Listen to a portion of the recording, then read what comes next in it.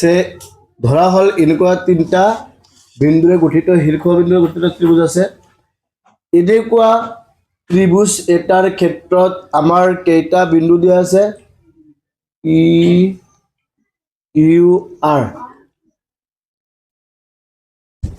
P Q R তিনিটা শীৰ্ষবিন্দু দিয়া আছে সে তাৰ দ্বাৰা এনেকুৱা এটা জাষ্ট আমি এটা আইডিয়া ল'ম এনেকুৱা এটা ত্ৰিভুজৰ পৰা ইয়াৰ শীৰ্ষবিন্দুবোৰ কি দিয়া আছে -1, 1.5 না 1.5, E3 নেক্সট তোমাৰ কি দিয়া আছে 6, -2 and R বিন্দুটো কিমান দিয়া আছে -3, 4 দিয়া আছে না এনেকুৱা পি কিউ আৰ তিনিটা বিন্দুৰ স্থানাংক দিয়া আছে যি তিনিটা শীৰ্ষবিন্দুৰ সৈতে এনেকুৱা এটা আমি ত্ৰিভুজ পাইছো এবাৰ এই ত্ৰিভুজটো আমি কি ওলাব লাগে কালি ওলাব লাগে হয় নাই কোন আছিল solution number 13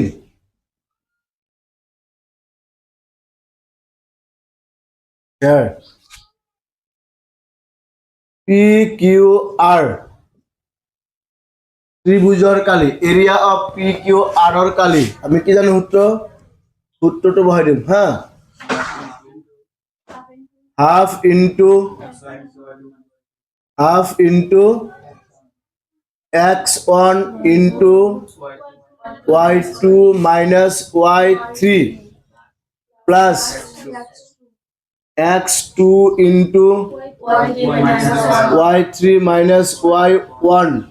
plus x3 into y1 minus y2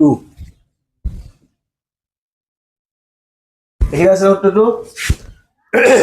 এটা মান বহাই দিম 1/2 into x1 আমি এটো ধৰিম x1 y1 x2 y2 x3 y3 তো এতে x1 ৰ ঠাইত কি আছে -1.5 into y2 minus y3 y2 কি আছে -2 সূত্ৰৰ কি আছে -y3 ঠাইত কি আছে 4 সূত্ৰৰ কি প্লাস x2 ঠাইত কি আছে 6 into কি আছে y3 minus y1 y1 4 minus 3 plus x3 ঠাইত কি আছে -3 গতিকে মাইনাস আৰু প্লাস মাইনাস মাইনাস কি হ'ব 3 into y1 minus y2 y1 কিমান 3 minus y2 -2 minus plus 2 1/2 ঠিক আছে into -2 -4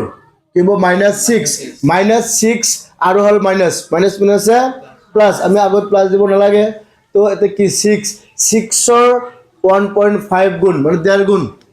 6 ৰ 1.5 গুণ কোন হ'ব 9 কিমান হয় 9 4 minus 3 কিমান 1 4 ৰ পৰা 3 গলে কিমান 1 into 6 plus 6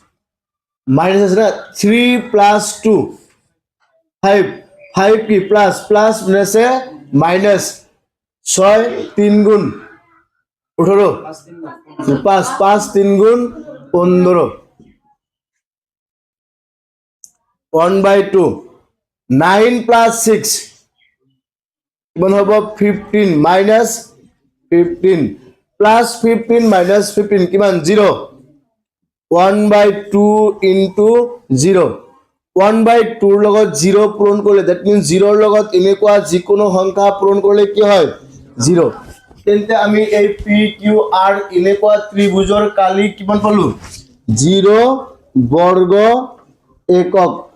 0 বৰ্গ একক মানে কি কোনো এটা ত্ৰিভুজৰ কালি যদি তোমাৰ কিমান হয় 0 বৰ্গ একক হয় তেন্তে হেতু ত্ৰিভুজ হ'ব পাৰে নে কিবা ত্ৰিভুজ হয় নে কি নহয় কাৰণ যিকোনো এটা ত্ৰিভুজৰ কালি কেতিয়াও 0 হ'ব নোৱাৰে কালি 0 মানে তাতে কোনো কালিয়ে নাই মানে ত্ৰিভুজে নাই অৰ্থাৎ ইয়াতে তোমাৰ ত্ৰিভুজটো গঠন হোৱা নাই আমি যদিও ইয়াতে ডায়াগ্ৰাম হিচাপে দেখাইছো কিন্তু ত্ৰিভুজত যায় বা অংকই কৈ আছে যে এনেকুৱা ত্ৰিভুজ হোৱা নাই এই তিনিটা শীৰ্ষবিন্দু কি আছে এনেকুৱা এটা ৰেখাত আছে পি কিউ সে আৰ এনেকুৱা এটা ৰেখা যদি আছে তেন্তে এই তিনিটা বিন্দুৱে এটা ত্ৰিভুজ গঠন কৰিব নেকি নকৰে ইয়াৰ অৰ্থ হল যে এটা ত্ৰিভুজৰ কালি যদি 0 হয় তেন্তে তুমি কনফাৰ্ম যে এই তিনিটা বিন্দু কি আছে এক ৰেখাত আছে সো যেহেতু area of P Q R equal to 0 গতিকে পি কমা কিউ কমা আর বিন্দু এইটা